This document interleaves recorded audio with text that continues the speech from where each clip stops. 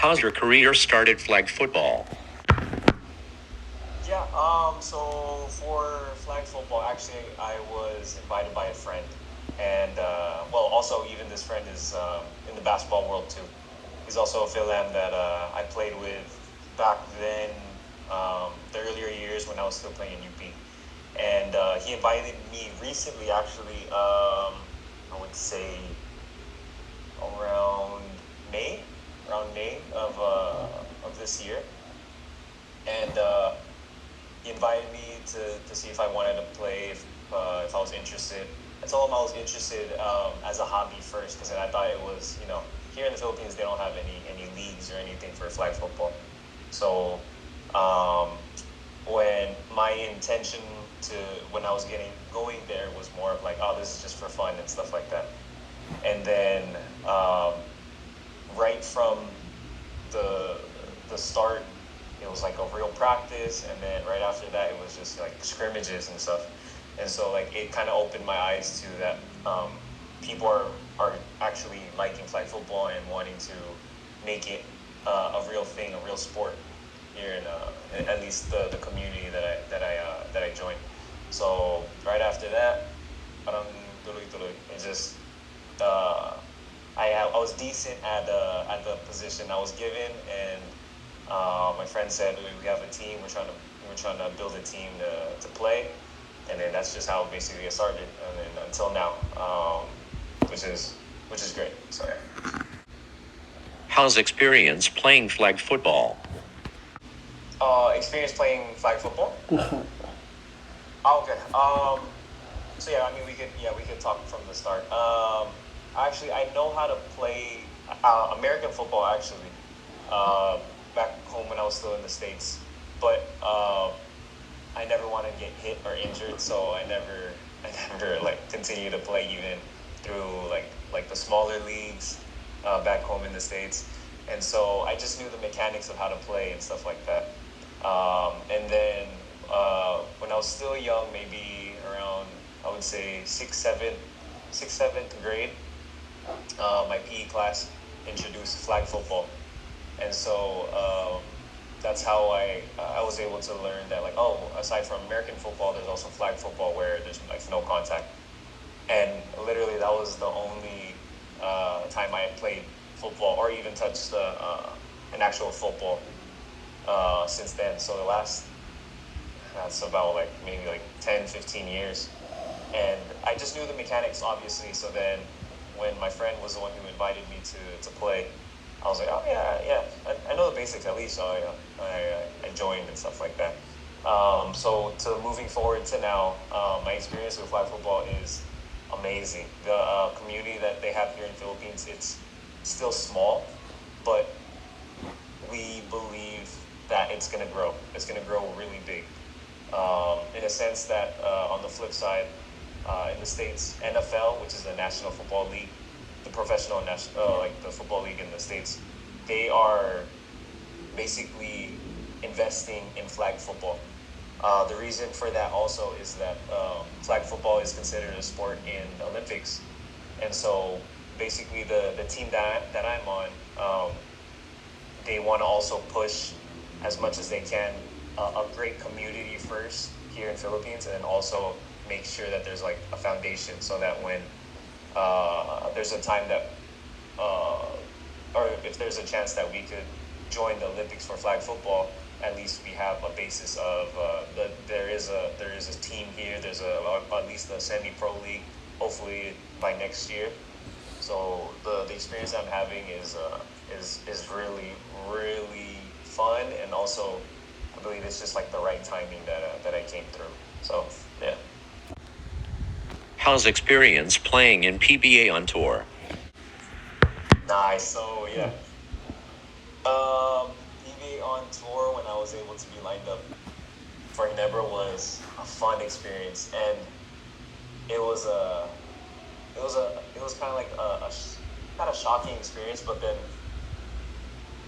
it was a surreal kind of feeling because every game that we played, it felt like, or especially the guys who were on the team, like say like Stanley Pringle, Jared Dillinger, and those guys who've been playing, Jeremiah Gray and stuff like that, they were saying that like even if it's just a PBA on tour, people still support Ginebra. So it's kind of like they every game we played, we felt the feeling of it's like a real game where like the crowd really likes watching PBA in a sense, especially because it's Ginebra. So the experience that I had over there was just a great feeling and a great environment to be in, especially the reason why we were there is also because I was on the 3x3 team. And so all 6 of us that were lined up for the 3x3 team, we were also in PB on tour. So it was just a really fun experience to be with the 3x3 boys, and then after that, go into the 5-on-5 scene, which was just a surreal experience too.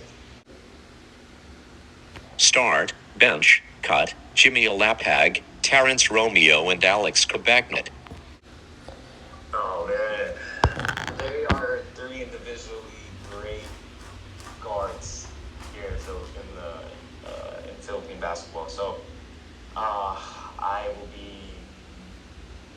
Nah, I don't care. I'm biased to this one. My starter will be for sure Alex Kabagnet. Right, the reason even why Alex is because when I even started UP, he was also one of like the skills coach for UP, and then we ended up having like a quick little bond, and what's it called? Showing me a lot of things that you know, eating wise and stuff like that, and also the skill work that he would train us to do on during the team, and also off when he does his own skill work by himself. So just grateful that he was able to teach me the ropes on how to be successful as a basketball player and try to be as the best you can be. Even until now, he's still trying to hoop like crazy. So all congrats to him, and yeah, he'll be for sure my start. Bench is so hard, but for the bench, I'm gonna have to go with Mighty Mouse. And Jimmy Alapag is a legend. He's a legend here in Philippine basketball, and you really can't say too much things bad about Jimmy, because he did a lot for the sport of especially at the guard position, especially at his height in the PBA. So that would be my bench. I feel so bad, but T-Rome, man, he's a great individual player, but if it's those 3, I'm gonna have to cut it. No shots to him, but then like, man, Alex Kabagnet and Mighty Mouse, man, I don't know who else you could push over the top. Most underrated in the PBA player right now? I'm gonna be biased again. So the most underrated in my eyes is Ralph Coop.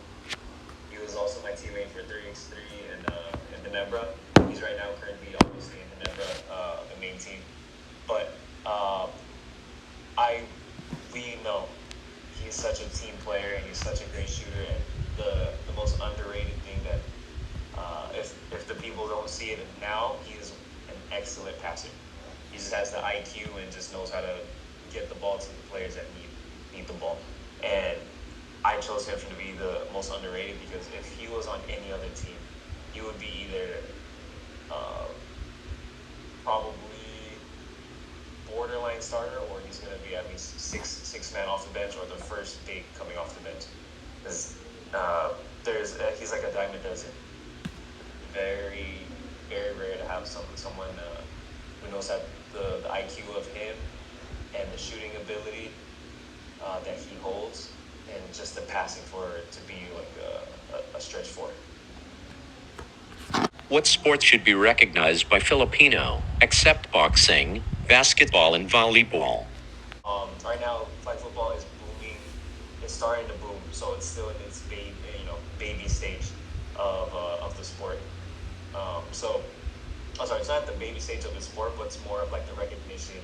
It's in the baby stage where they're just looking at flag football as like, oh, okay, it could be a sport, it could be just a hobby, but sooner enough, about 2-3 more years, it should be a staple sport for even kids coming up. Because right now you have kids growing up playing basketball and soccer, soccer or football, um, football should be right there, right next to it. So flag football should be considered as a sport here in the Philippines.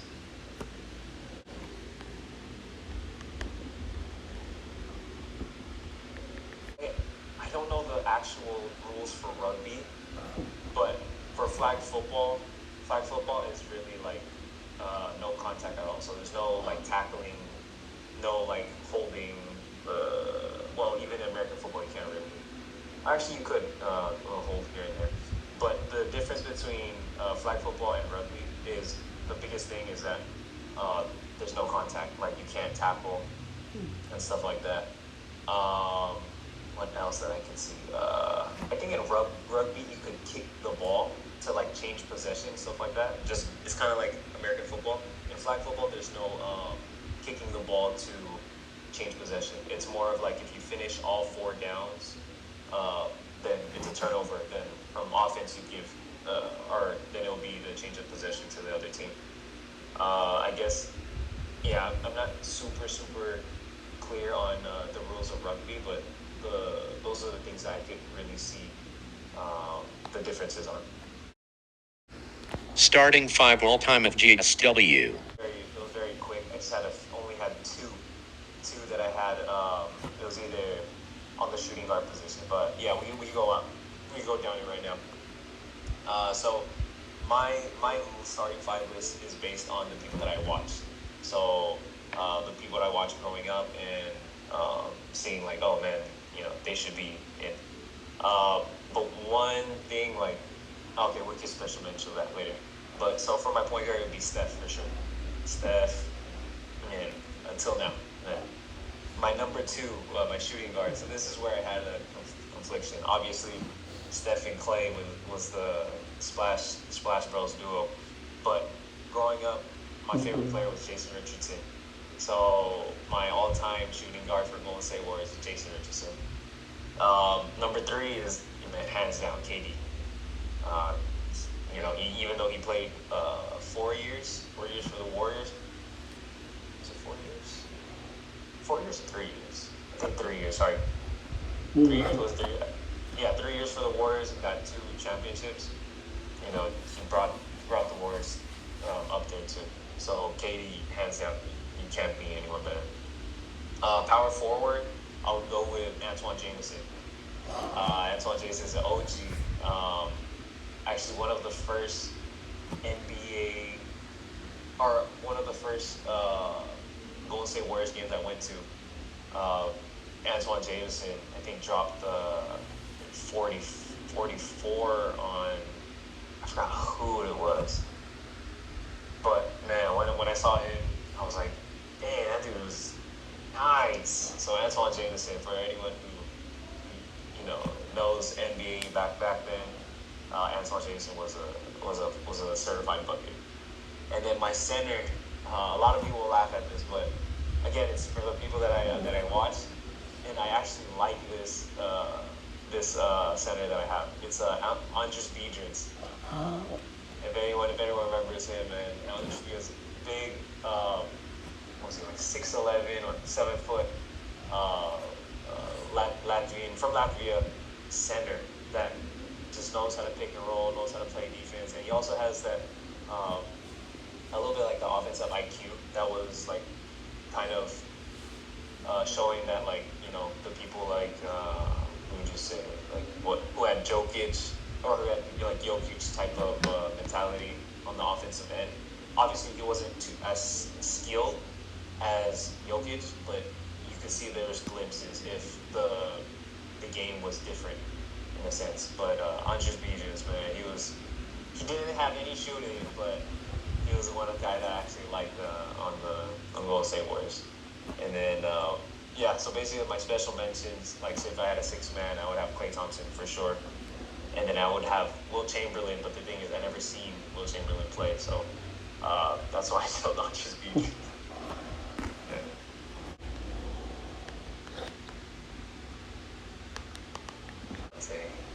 I would.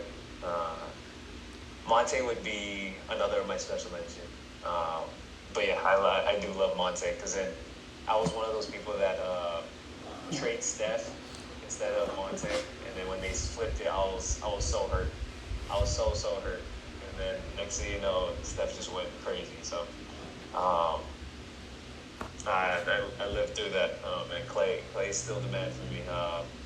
Monte, I do love Monte, but it's probably the third shooting guard out of the all-time worst for me. James Wiseman is a bust. I had a lot to think about that. From what it's showing right now, it looks like he is a bust due to the fact that little games played, injury prone, and when he came on the court, it showed glimpses, but it wasn't that like there wasn't shown that he could be consistent or anything like that. I still hope that he could still revive his career because man, that dude's still young. It was just really unfortunate when he got drafted by the Warriors because, in a sense, the Warriors were still trying to go for a championship, obviously. So their mindset as a team was different. And he wasn't allowed. So when James Wiseman went in, he wasn't allowed to have any mistakes or not too many mistakes. And so if he did, obviously the vets would come in and support each other so that the team valued. But there is glimpses that 7 foot that knows who could spread the floor out, and is a hustler, could grab rebounds, and his wingspan is kind of crazy. I just hope if he could stay healthy and he'll be able to revive his career. I hope it goes through. Thank you for watching.